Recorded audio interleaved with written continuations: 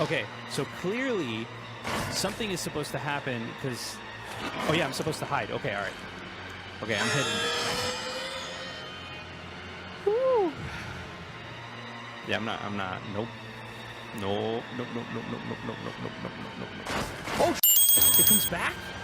Okay, all right. I'm done. I want to sleep tonight, guys. I'm done. I'm done. I'm good. I want to play something happy. TGR. It's the early to mid-90s. Nintendo has taken the gaming world by storm, delivering hit after hit. In this era, however, gaming began to evolve into a medium that encompasses more storytelling. Simple running and jumping weren't enough, and titles like Another World and Heart of Darkness released, establishing a genre we now know as a cinematic platformer. These types of games were designed to rely on trial and error. The formula itself originated with the 1989 classic Prince of Persia, though its origins could arguably be seen even earlier, in 1983's Dragon's Lair, an arcade legend that featured these kind of gameplay elements to keep the quarters coming in. Though not the most popular genre of gaming, it did leave a lasting impact. And in 2019, this was a clear motivation for Inmost, developed by Hidden Layer Games and published by Chucklefish on the Apple Arcade on October 11th of that same year. Thanks for the review copy, Chucklefish, we do appreciate it. Before we get into the review itself, however, I feel I need to give some context. It all will make sense in the end. Trust me.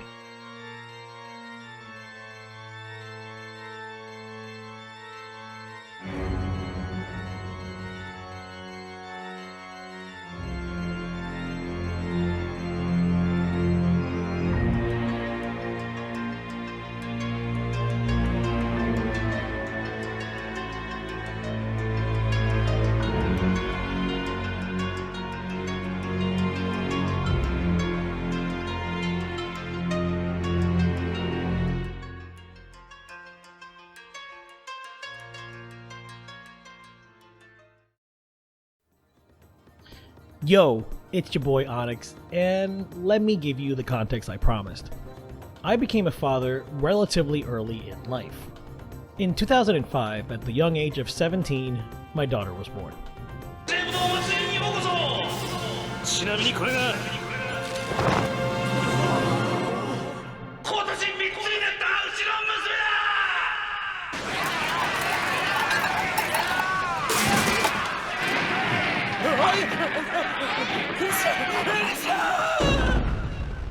Father, Dad, Papa.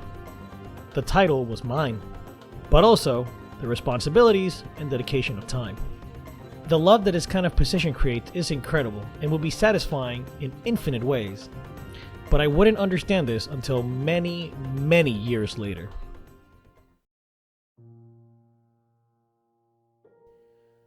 After the beautiful intro cinematic, which gives us a glimpse of the night, we take on the role of a young blonde girl.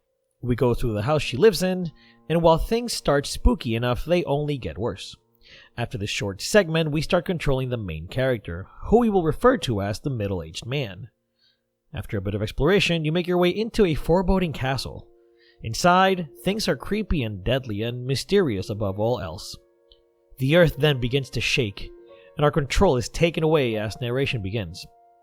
Our main character, now old and frail, heads down an apartment building. The narrator, a female voice, leads us into the spinning web of a story, with different points of view that keep us on our toes through the entirety of this game's runtime. Here at TGR, we break down games on 4 core aspects: gameplay, visuals, audio, and story. So let's dive right into the first aspect of the game, the way that we interact with the world.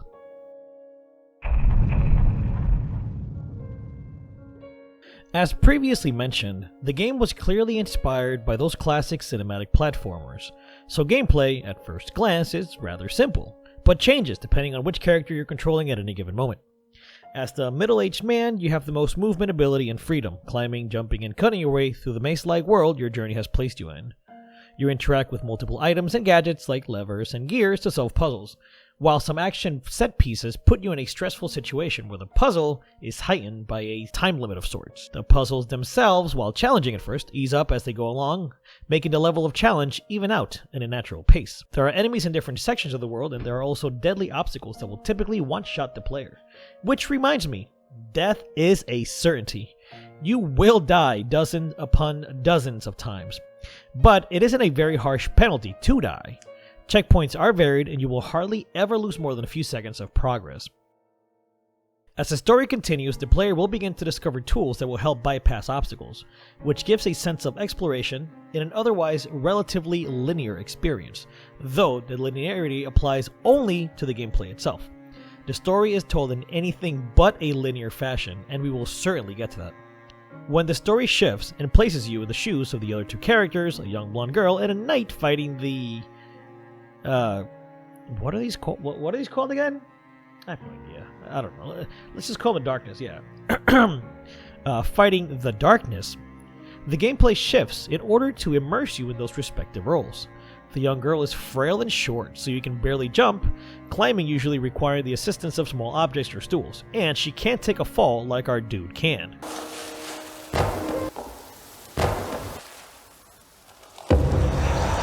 The knight, however, is a total beast. Mowing down the darkness with ease, these are the segments that are the most active and engaging, providing ample ways to fight back against these enemies that have typically killed your character in one hit. Pure catharsis. Though the combat itself is rather simple in these sections, it is actually quite enjoyable. The knight slashes, dodges, and slams enemies down with ease, while occasionally grappling onto surfaces in order to continue down his path of action. The game then has ample variety in the way you traverse through the world, and it has to be commended. Exceptional in most ways, though there are occasional glitches, with one in particular that I just could not fix. There's this particular fight with one of the darkness monsters, where you distract him with a bell. After he gets out of the lair that he's in, you jump over it, and there's a piece of wood that you use to lodge up this piece of a bridge. Unfortunately, if you carry the log inside, it gets snared in a web. And I don't know if there was something I was missing, but I could not grab the log that I needed once it got lodged and snared in said web. I had to restart the checkpoint manually, so that was kind of a disappointment. With that out of the way, however, let's move on to our next section, which is audio. As my daughter grew older, the joy that I felt as a parent continued to expand. Seeing those little mannerisms that make each person unique. Hearing that little voice call me Dada, Papa, Dad, and everything in between. Seeing her grasp a controller for the first time and play some Super Mario. There really was nothing quite like it, and in 2010, my son was born. I couldn't possibly elaborate on how amazing the journey of being a parent is, but just take my word for it. For those who are meant to be parents, it is life itself. Inmost has, in my opinion, some of the best sound design I have ever heard from an indie developer. When the game boots up, you are greeted with a picture of headphones and a controller. I can see why. It really is outstanding. The sounds all have a depth to them that you wouldn't expect with the graphical art style, yet they mash perfectly here. Though I did not mention this in the gameplay section, I have to say that Inmost is surprisingly effective in having a scary atmosphere. I never thought I'd play a 2D side-scroller that would make me look away from the screen, yet here we are. And a lot of that is a product of the exceptional use of atmospheric sound and genuinely creepy music. Rudy agrees. Alright, I'm done. I want to sleep tonight, guys. I'm done. On the topic of the title score, the composer, and I hope I'm not butchering this, Alexei Nechayev, has a knack of providing peaceful and explorative ambience, but also pulling that soothing atmosphere away by changing the tempo and instantly echoing despair and danger. When the story needs to hit you right in the feels, the piano won't hesitate to accent the scene in question. Many times I felt what the story wanted to convey, thanks in major part to the soundtrack. I don't really have anything else to say except that the sound design in the game is truly outstanding. When Fall Guys Ultimate Knockdown came out in August of 2020, I didn't think much of it. The game looked like fun for the moment I saw it during the Devolver Digital Direct, and I looked forward to trying it out, even more so when it was known the game would be featured in that month's PS Plus lineup. What I did not know, however, was that the title would actually be another chance for my son and I to bond. This was the first game he got to play on stream, and our lovely community made it even more special for him. Love you guys. The Sweet Little Prince. What a great nickname.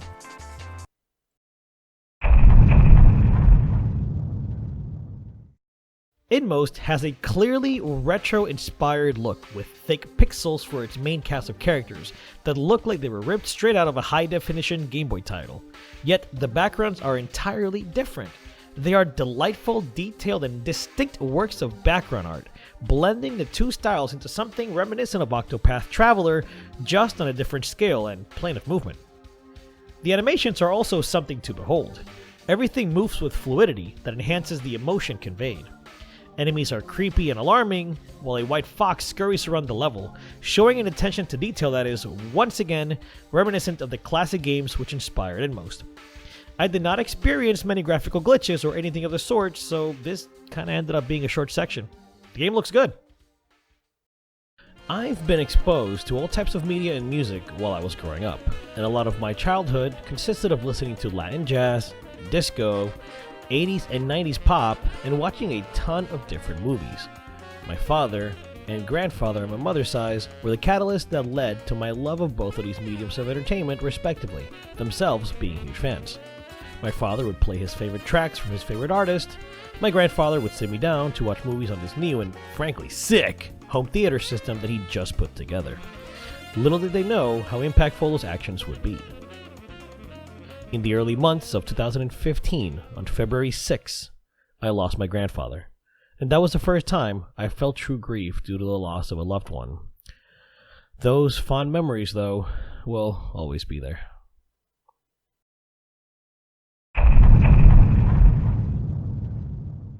After the introduction to Inmost, and once the story really gets going, one of the better aspects of the title rears its head. Inmost has a storytelling structure that is, in my opinion, very engaging. When perspective shifts, they are done in moments that could be considered cliffhangers, making you want to return to that perspective as soon as possible.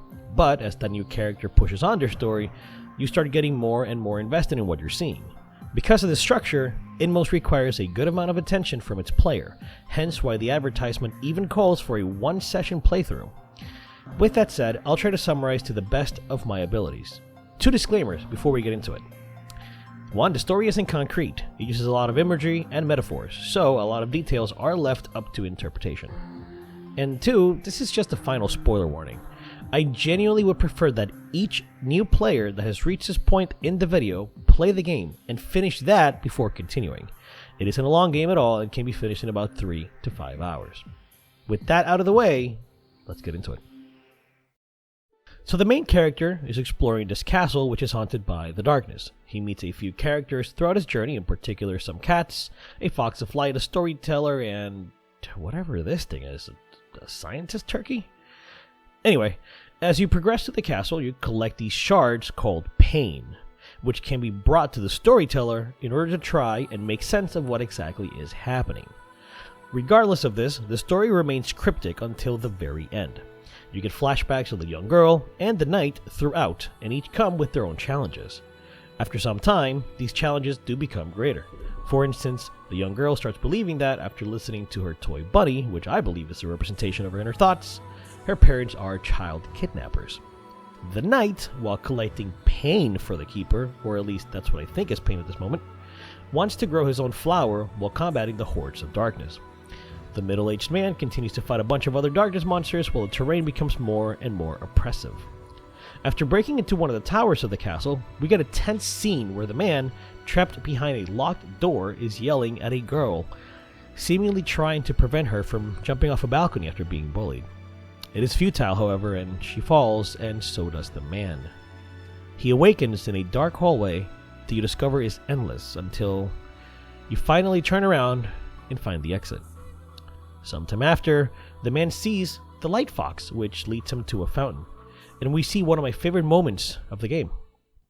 The man touches the fox, transforming into a body of light as well, the fox into a female, and they dance and they're whisked up into the air. Then suddenly, the woman starts to bleed, the blood spreading all over her body until Finally, she disappears. The game then pretty much takes away control of the player to deliver the climax of the story. Our main character is actually a grandfather. His son and daughter-in-law had a child, a dark-haired girl, the first flower, who was bullied in school.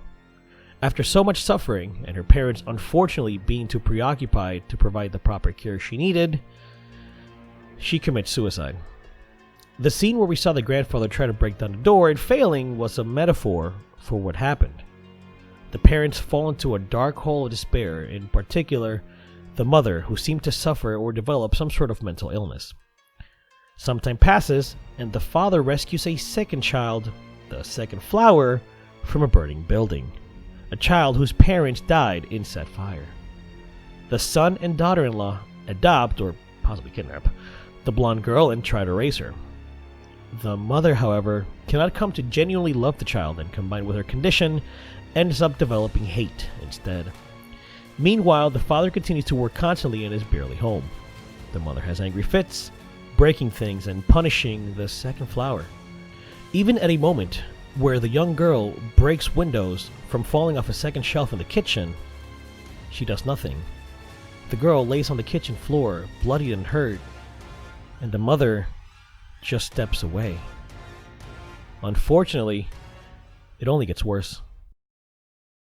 After the young girl finds a hidden cellar where a bunch of toys are kept, toys that belong to the couple's first child, she confronts the father, who in tears tells her the truth. We see the knight then, able to break a shield that was surrounding the second flower, signifying that now he can provide the proper care to it, yet it is far too late.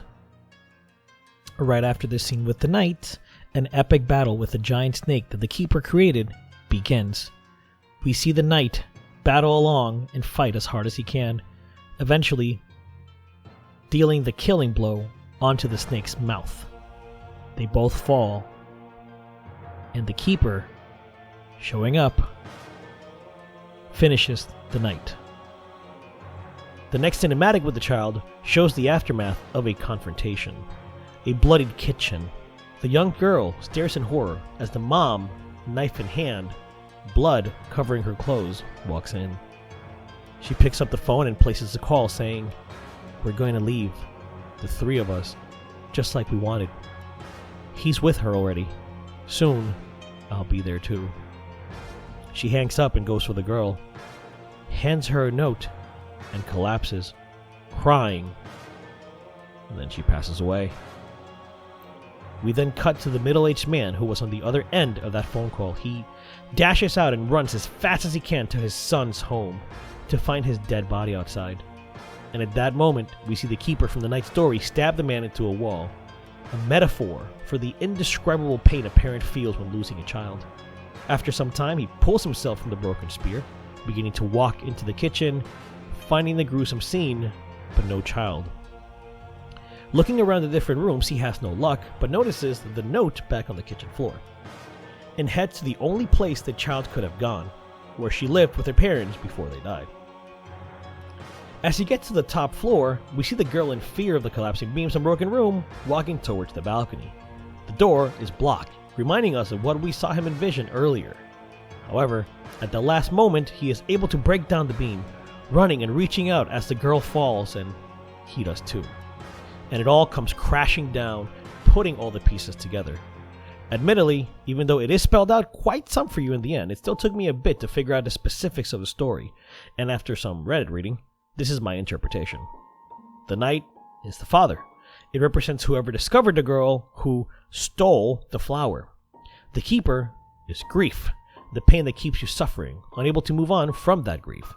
As much as he fought, the knight could not defeat grief, and as much pain as he would inflict on others, it was also not enough. Though it made me realize that the light you collect as the knight was in fact not pain, but rather it was love or some sort of similar emotion. Good feelings that people were trying to provide to the father who had suffered loss and grief. He did not want to receive it, which is represented by the fighting he does as the knight. At some point though, the enemies become more docile and refuse to attack you, showering the knight with the light instead. Grief, then not satisfied, kicks the knight down after trying to keep some for himself. We also see the Keeper create a snake, which represents the mother in the real world. The snake and the knight have a battle, which signified the struggle they had before they both kill each other. The castle adventure, if you want to call it that, is the grandfather trying to keep everything together for his son's family, trying to work as hard as he could to solve the puzzles that life kept throwing their way. Ultimately, whether he succeeds or not was beyond his control, and the game ends with the old man after climbing down from his building at a park bench, where the blonde girl, now older, sits next to him, reminding him of a tale that was in fact not about grief, but love.